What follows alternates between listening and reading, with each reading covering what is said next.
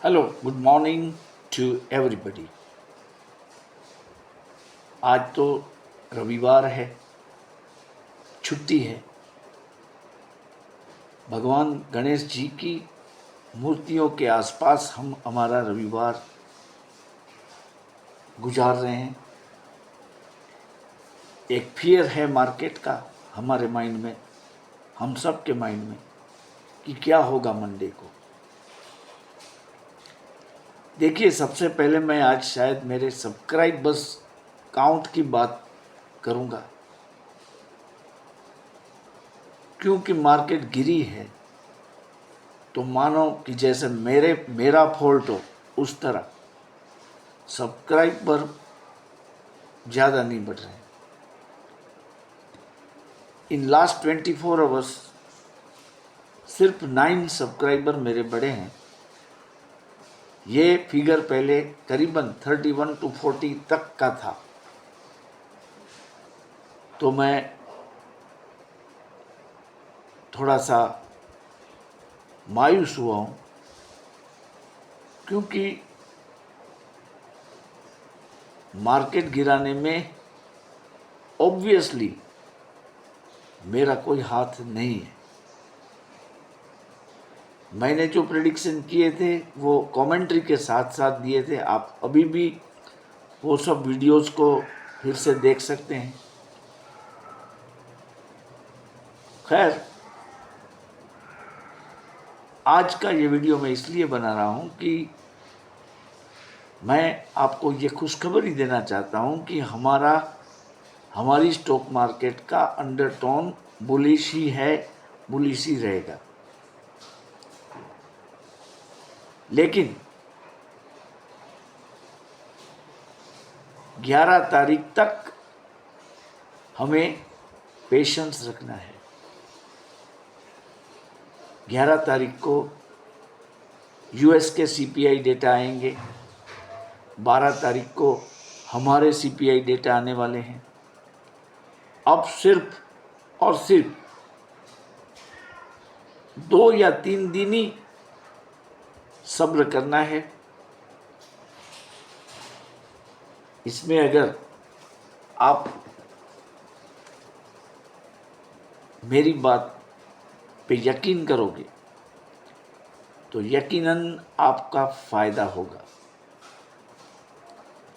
मैं बोल रहा हूँ कि सीपीआई डेटा ऑफ यूएस या ग्लोबल इकोनॉमी के साथ हमारा कोई लेना देना इतना नहीं है।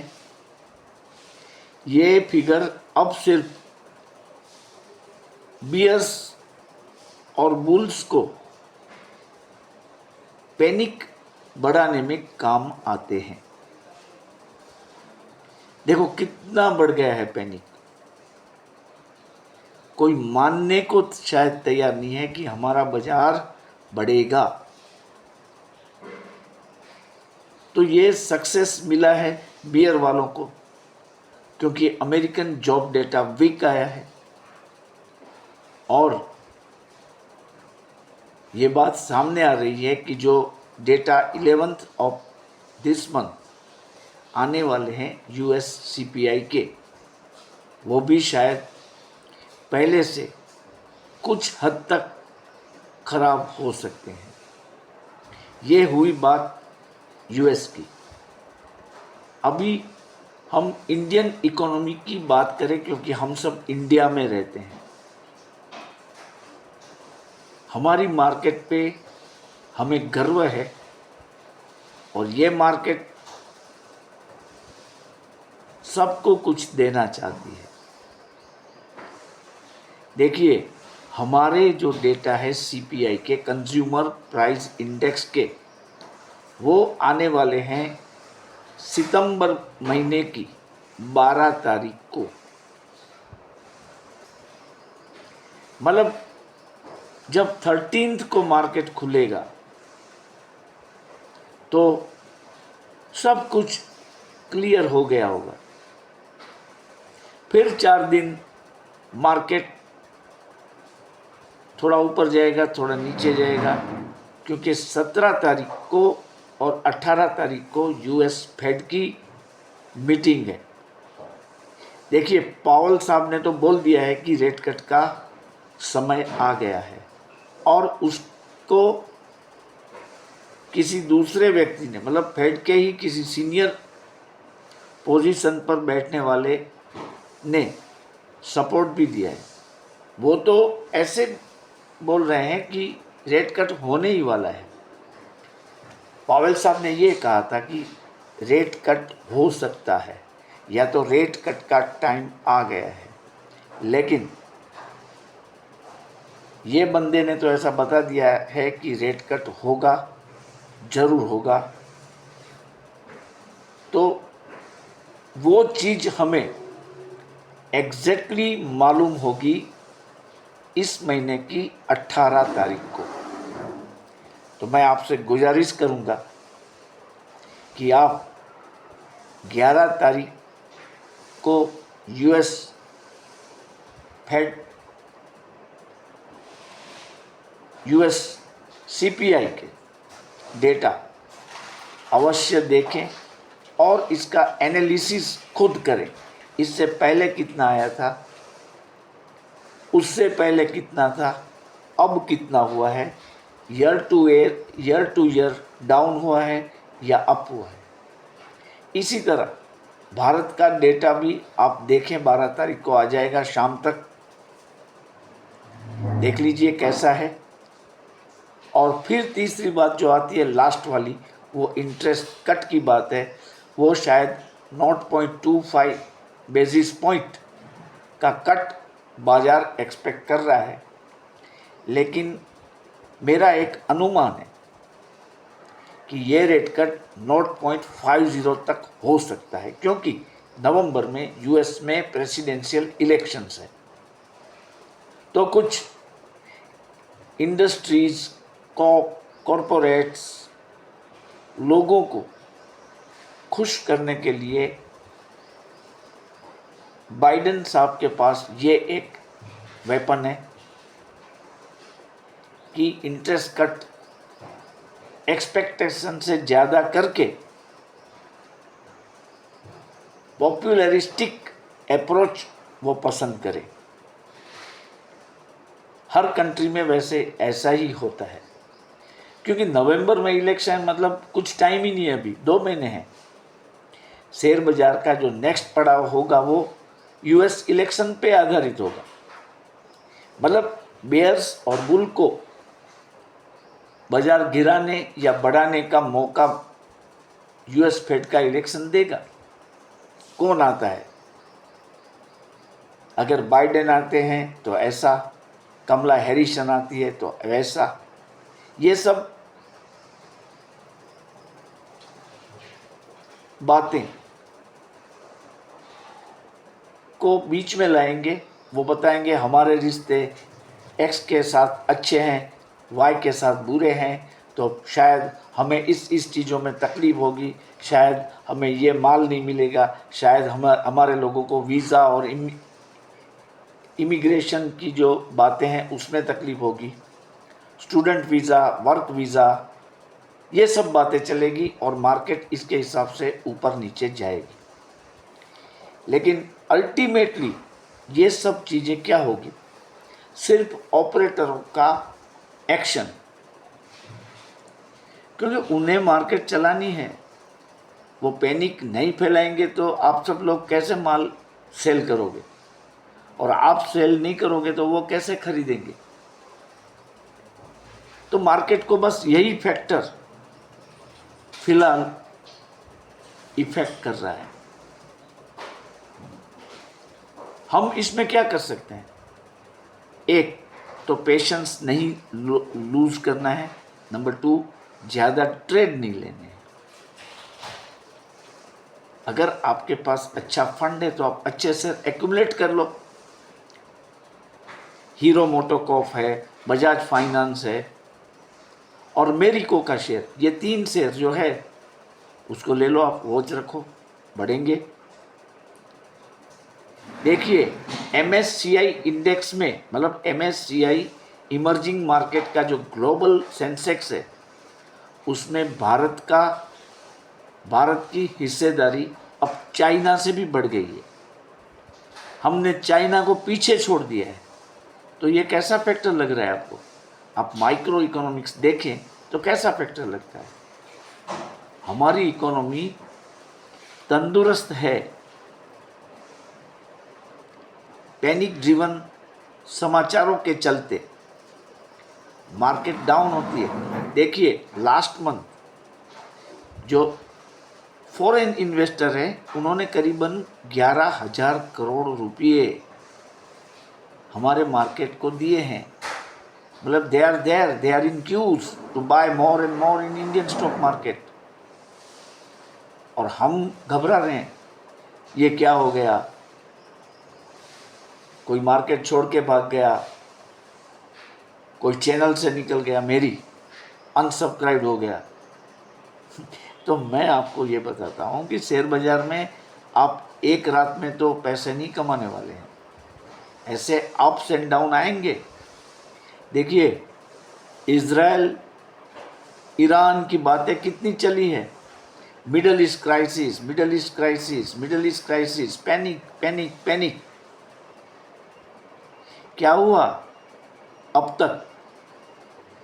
मेरे हिसाब से कुछ नहीं हुआ है।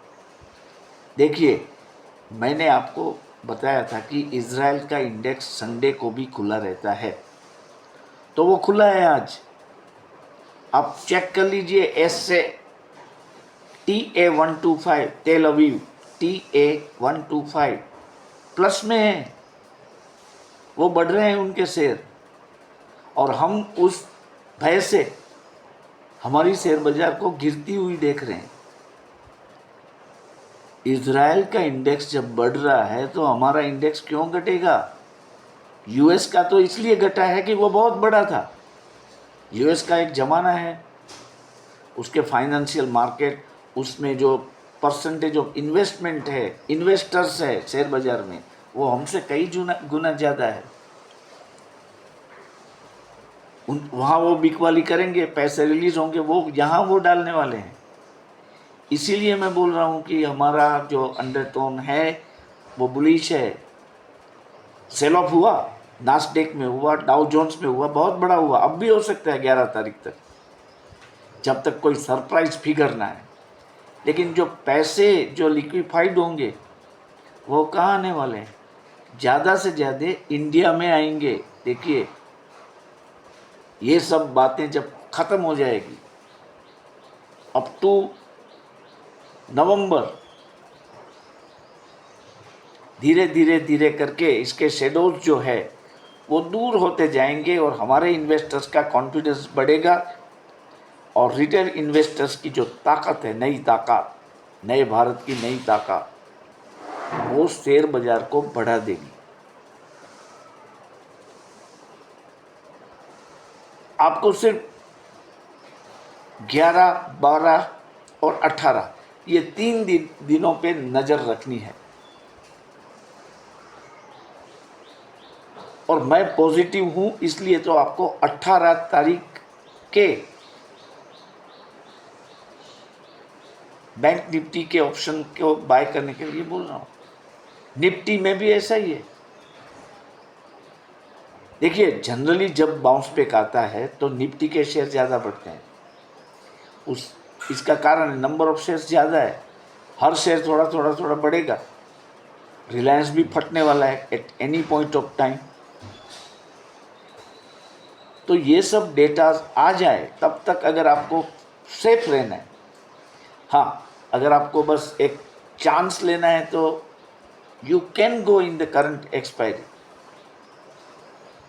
लेकिन अब आपका श्योर बेट क्या है? 18th वाली एक्सपायरी बैंक निफ्टी की। क्यों? क्योंकि ये सब मुद्दे जो मैंने बताए वो क्लियर हो गए होंगे और ज़्यादातर ये पॉजिटिव ही, इसका एंड जो होगा वो पॉजिटिव ही होगा।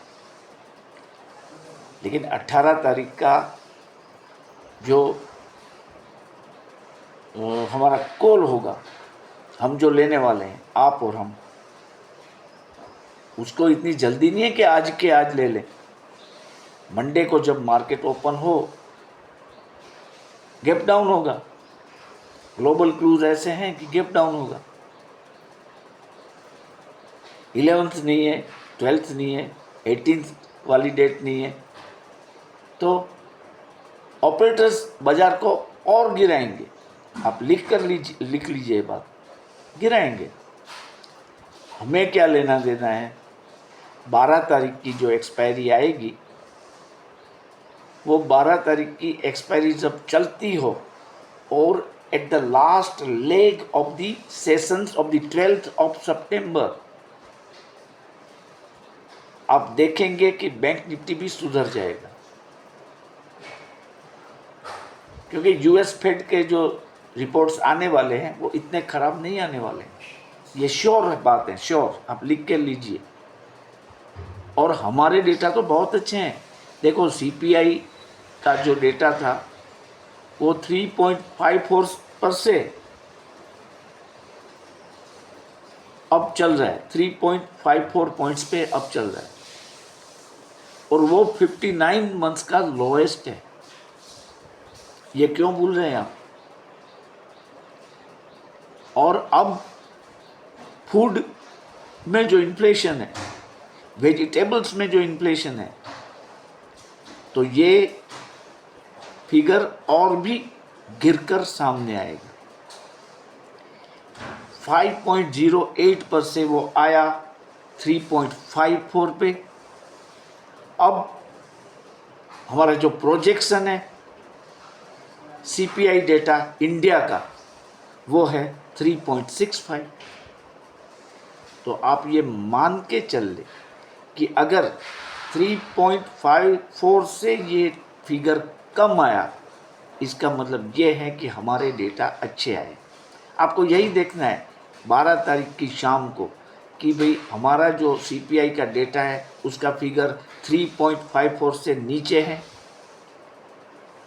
हो सकता है वो नीचे ही आएगा, possibility is there, it may come around 3.51, 3.49, it will go down. तो इनका इम्पैक्ट नेक्स्ट एक्सपायरी पे होने वाला है, जो कि बैंक निफ्टी की एक्सपायरी होगी 18 को, क्योंकि 12 को तो ये शाम को फिगर आएंगे, कोई इम्पैक्ट नहीं होगा। लेकिन 18 तारीख के जो कॉन्ट्रैक्ट होंगे इस पर इनकी इम्पैक्ट होगी। तो मैं आपको सजेस्ट ये करता हूँ कि आप 12 तारीख का डेटा देखें। 12 तारीख को आप देखें कि क्या फिगर आया हमारा। 3.54 से नीचे आया है अगर, तो आप 18 ऑफ सितंबर 2024 का बैंक निफ्टी ले लीजिए एट एप्रोप्रिएट स्ट्राइक प्राइस। मैं एग्जाम्पल नहीं दूंगा, क्योंकि एग्जाम्पल के कारण क्या होता है कि कुछ लोग वो कॉल ले लेते हैं। जैसे पहले मैंने बताया था 51,500 का, तो ये गलती मैं अब नहीं करने वाला हूँ। आप सोचिए मैं क्या बोलता हूँ कि 12 तारीख का फिगर देखिए। 12 तारीख को अगर हमारा सीपीआई इंडेक्स गिरता है तो आपको नेक्स्ट एक्सपायरी वाली 18 ऑफ सितंबर और 19 ऑफ सितंबर 2024 वाली निफ्टी और बैंक निफ्टी की एक्सपायरी को खरीदना है कॉल। प्राइस आप तय करेंगे, जो चलती हो उससे 200 पॉइंट पीछे वाली। मान लीजिए कि अगर 51,000 चलता है तो 49,800 का, 49,500 चल रहा है तो 49,300 का। उसी तरह बैंक निफ्टी में है 24,976, मान लो चलता हो उस दिन 12th को, तो आपको 24,800 वाला कॉल लेना है, इससे आगे वाला नहीं। तो काइंडली आप इस चीज़ों को तुलनात्मक स्वरूप से देखें, और जिन सब्सक्राइबर्स के माइंड में अगर मेरे लिए कोई बायस हो गया है तो उनको मैं रिक्वेस्ट करता हूँ कि कोई एनालिस्ट सही नहीं होता है 100%। मैं भी नहीं हूँ, होगा भी नहीं। और मैं एक्सपेक्ट भी नहीं कर सकता कि मैं 100% सही हूँ। बाय एंड लार्ज मैं आपको फंडामेंटल चीज़ों के बारे में बताता रहता हूँ, यही मेरा मकसद है मेरी चैनल का, और कोई मकसद नहीं। यही मकसद है कि आप अलर्ट हो जाए, आपको पता चल गया कि भाई सीपीआई का डेटा 11th को आएगा यूएस का, और 12th को हमारा आएगा। हमारा अच्छा आने की उम्मीद है, यूएस का थोड़ा वीक आने की उम्मीद है। जॉब स्लो डाउन की बातें हो रही है, लेकिन वो इतना बुरा नहीं है जॉब डेटा। ये सिर्फ ऑपरेटर्स आपको ट्रैप कर रहे हैं। हम क्या ट्रैप करेंगे, क्यों ट्रैप करेंगे, क्यों मिसगाइड करेंगे? जब मैंने खुद ने लिया था 3020 का रिलायंस का कॉल, तो मैं आपको क्यों गलत बताऊं? तो काइंडली आप ये सब बातों को ध्यान में रखें, और आज मेरे सब्सक्राइबर्स का काउंट कुछ बढ़े, ऐसी कृपा मुझ पर आप करें। मैं चाहता हूं कि मेरे 1000 सब्सक्राइबर्स जल्दी से जल्दी हो। आज संडे है, आप फ्री होंगे, आपके दोस्तों के पास जाएं, उनको बताएं मेरी चैनल सब्सक्राइब करवाएं, आपके रिश्तेदारों को बोलिए सब्सक्राइब करवाएं, और धनाधन मेरी सब्सक्राइबर्स काउंट की संख्या शाम तक बढ़े, तो मैं और अच्छे वीडियोस बना पाऊंगा। मायूसी थोड़ी ख़त्म हो जाएगी। फेस्टिव डेज है, काइंडली आप अपने त्यौहार मनाइए, गणेश जी की आराधना करें, आराम करें, टेंशन न रखें। बाजार बढ़ने ही वाली है हमारी, गिरावट रहेगी 2-3 दिन जब तक बेयर्स छाए रहेंगे हमारे मार्केट में। लेकिन मैंने जो डेट बताई है इसी महीने की 11, 12 और 18, इसको याद रखें। Okay, thank you for watching.